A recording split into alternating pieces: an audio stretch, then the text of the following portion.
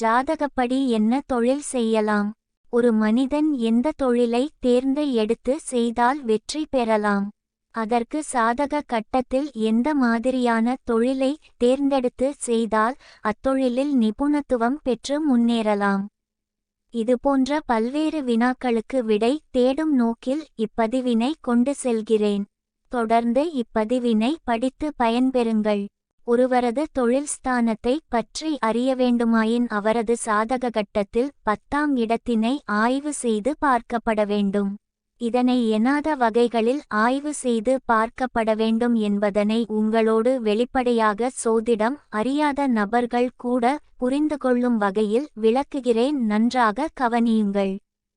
10ஆம் அதிபதியுடன் தொடர்பு கொள்ளும் லக்கணம் மற்றும் ராசி இரண்டிற்குமான 10ஆம் அதிபதி அம்சத்தில் எவ்விதம் அமர்ந்துள்ளார் என்பதையும் கவனித்து பலனளிக்கப்பட வேண்டும். ஒருவரை குறிப்பிட்ட தொழிலை செய்ய சொல்லும் பொழுது அப்பொழுது நடைபெறும் திசையினையும் மற்றும் கோசாரபலனையும் கணக்கில் எடுத்துக்கொண்டு பலனளிக்கப்பட வேண்டும். தற்கால திசைநாதனின் காரக தொழிலையும் மற்றும் அந்த ஆதிபத்திய காரக தொழிலையும் இணைத்து தொழிலை கூற வேண்டும்.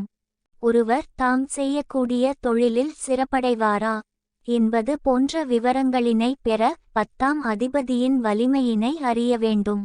அதாவது ராசி மற்றும் அம்சத்திலும் 10ஆம் அதிபதியின் வலிமையினை கொண்டே முடிவு செய்யப்பட முடியும்.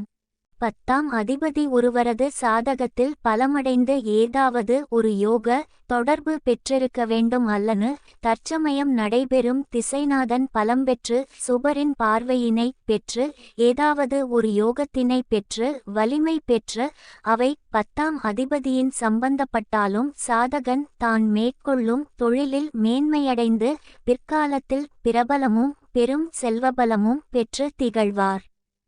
என்ன தொழில் செய்யலாம்? 10ஆம் அதிபதியோடு வாக்காதிபதி தொடர்பு கொள்ள போதகராக தனது தொழிலை மேற்கொள்வார்.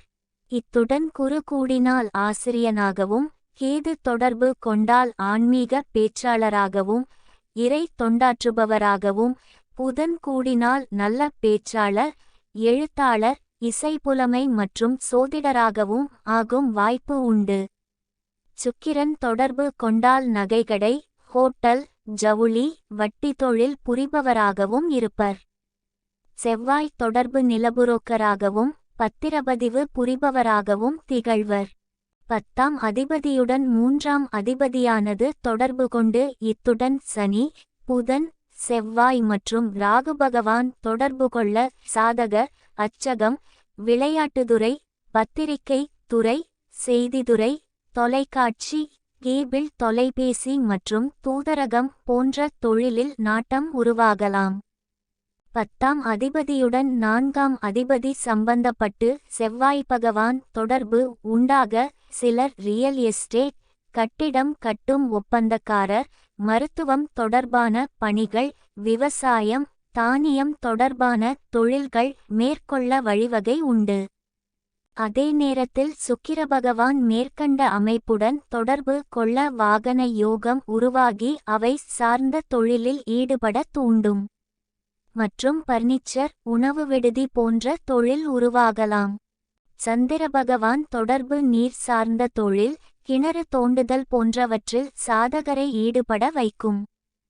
10ஆம் அதிபதியானது 5ஆம் அதிபதியோடு சம்பந்தம் ஏற்பட்டு குரு, புதன் மற்றும் சூரியன் போன்ற கிரகங்களின் தொடர்பு ஒருவருக்கு உருவானால் முன்னோர்களது தொழிலில் தொடர்ந்து ஈடுபட வைக்கும். பூர்வீக சொத்தால் வருமானம் உருவாதல், பந்தயத்துறை, பங்கு மார்க்கெட், சாஸ்திர தொழில், பெரிய மனிதர்களது தொடர்பால் வருமானம் உருவாகுதல் போன்றவற்றின் மூலம் வருமானம் ஈட்டுவார். 10ஆம் அதிபதியுடன் 6ஆம் அதிபதி சம்பந்தப்பட்டு இவர்களுடன் செவ்வாய், சூரியன் மற்றும் சனி பகவான் தொடர்பு உருவானால் ஒருவர் தனது உடல் வலிமையை கொண்டு பொருள் ஈட்டுவார். சிலர் ரொளடியாக இருந்து மறைமுக வழியில் பொருள் ஈட்டுவர். அரசு விரோத செயல்களில் ஈடுபட்டு பொருள் ஈட்டுவார். அதே நேரத்தில் மேற்கண்ட அமைப்புக்கு சுபர் பார்வை உண்டாக தனது உடல் பலத்தை நேரிய வழியில் பயன்படுத்தி சமூக விரோத செயலில் ஈடுபடும் கும்பலை அடக்கும் போலீஸ், இராணுவம், ஸ்டண்ட் மாஸ்டர், கராத்தே வீரர் போன்ற தொழிலில் ஈடுபட வைக்கும். கிரிமினல் வழக்கறிஞர், இரத்தம் பார்க்கும் மருத்துவர் மற்றும் மருத்துவமனை பணிகள் முதலியன உருவாகலாம்.